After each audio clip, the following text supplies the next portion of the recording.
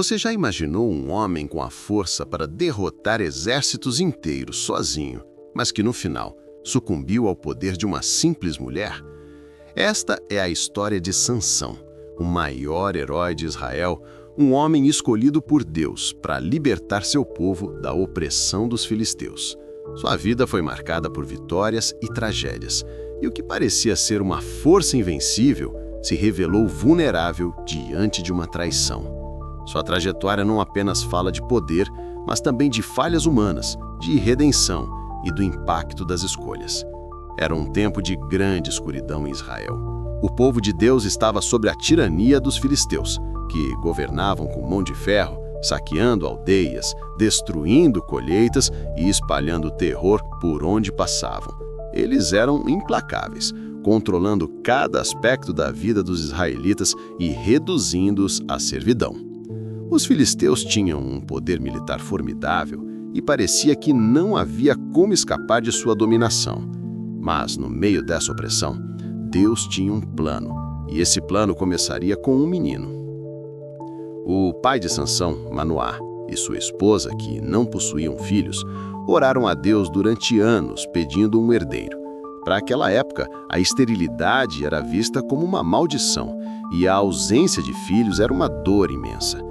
Mas Deus ouviu as preces de Manoá e, em um momento único, um anjo do Senhor apareceu à esposa de Manoá e anunciou que ela conceberia um filho, que seria consagrado a Deus desde o ventre. O anjo disse-lhe que o menino seria um nazito, um homem dedicado exclusivamente ao serviço de Deus, e que ele libertaria Israel dos filisteus. Essa promessa não apenas foi uma bênção para a família de Manoá, mas um chamado divino para toda a nação de Israel.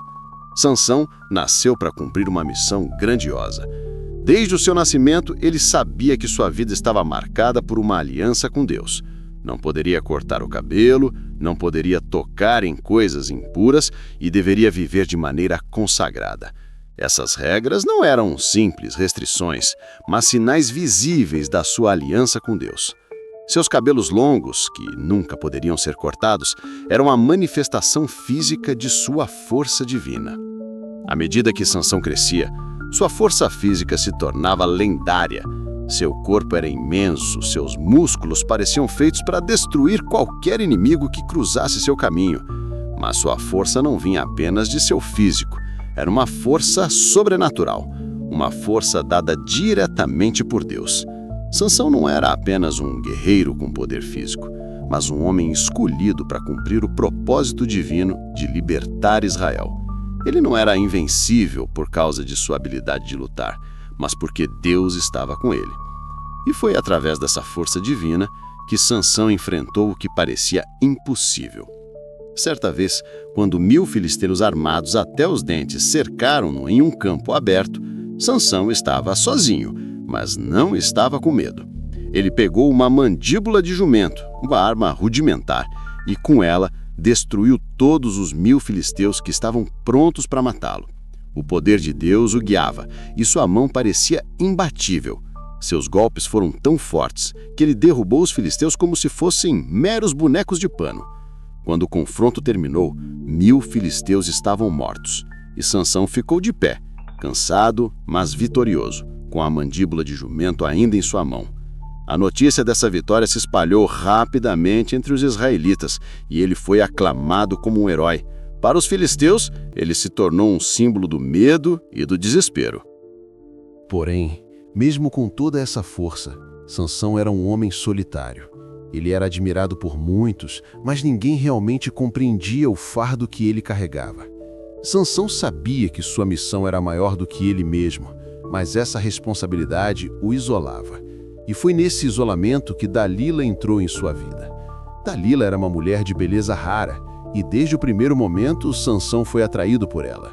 Ela não o via apenas como um guerreiro invencível, mas como um homem com suas fraquezas e inseguranças. Sansão, pela primeira vez, se sentiu vulnerável, e ao se apaixonar por Dalila, ele acreditava que poderia finalmente encontrar conforto. Mas o que Sansão não sabia era que Dalila tinha outros planos. Ela não estava ali por amor, ela foi enviada pelos filisteus, que prometeram uma grande recompensa a ela caso conseguisse descobrir o segredo de sua força. Dalila, com sua beleza e astúcia, começou a manipular Sansão, ganhando sua confiança. A cada dia que passava, ela se aproximava mais dele, sabendo que a chave para derrotá-lo estava em seu segredo. Sansão, por sua vez, acreditava que Dalila o amava, e ao longo de várias conversas, começou a contar-lhe sobre a origem de sua força. "Se me amarrar com 7 cordas frescas de arco", ele disse certa vez, "minha força irá embora." Naquela noite, Dalila amarrou Sansão com as 7 cordas e chamou os filisteus. Mas quando ele acordou, quebrou as cordas facilmente, como se fossem fios de cabelo. Dalila, surpresa, tentou descobrir o motivo de sua falha, mas Sansão desconversou. Não satisfeita, Dalila insistiu, e Sansão, mais uma vez, deu-lhe uma explicação falsa. "Se me amarrar com cordas novas, nunca usadas, minha força desapareceria."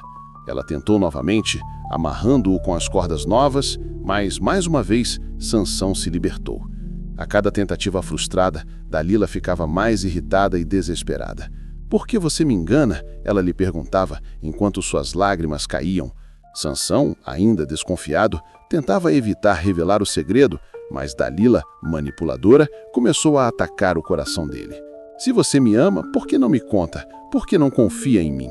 A insistência foi se tornando insuportável, até que Sansão, sem perceber a gravidade do que estava fazendo, finalmente cedeu. Ele revelou a Dalila que sua força vinha de Deus e que seu cabelo jamais deveria ser cortado. Se isso acontecesse, ele se tornaria como qualquer outro homem.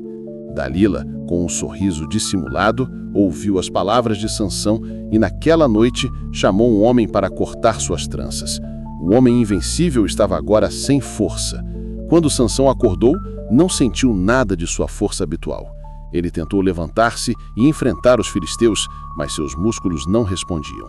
Ele, que havia derrotado 1000 homens com uma mandíbula de jumento, agora estava impotente, fraco. Os filisteus o capturaram facilmente. Sansão foi levado até Gaza, onde foi humilhado e torturado. Eles arrancaram seus olhos, o símbolo de sua força, e o puseram para trabalhar como um escravo, girando uma mó de moinho. Durante todo esse tempo, seus inimigos zombavam dele, mas Sansão, mesmo em sua queda, sentiu algo mudar dentro de si. Enquanto estava preso, ele começou a perceber que sua verdadeira força nunca esteve em seus músculos, nem no cabelo. A verdadeira força vinha de Deus, e sua força espiritual era mais poderosa do que qualquer outro tipo de poder. E foi nesse momento de humildade e reflexão que seu cabelo começou a crescer novamente, símbolo de sua renovação espiritual. Enquanto os filisteus preparavam uma grande festa em comemoração à sua captura, Sansão orou a Deus pela última vez, pedindo não apenas por força, mas por perdão.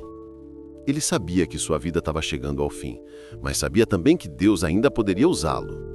Guiado por sua fé, Sansão fez um último sacrifício. Ele empurrou as colunas do templo, fazendo-o desabar, matando milhares de filisteus e seus líderes. Sansão morreu ali, mas não como um derrotado. Ele morreu cumprindo sua missão divina, restaurando a liberdade de Israel. Sua morte foi um ato de redenção, um exemplo de que, mesmo em nossas fraquezas, Deus pode nos usar para algo grandioso. E Dalila, que o traiu, talvez não soubesse que sua traição apenas cumpriu o plano divino para a vitória de Israel.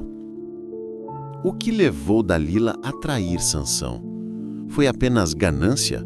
Ou havia algo mais profundo em seu coração?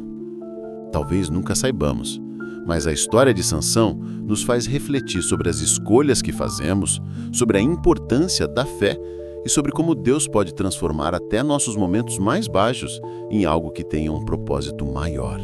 Se inscreva no nosso canal para receber mais conteúdos interessantes como esses.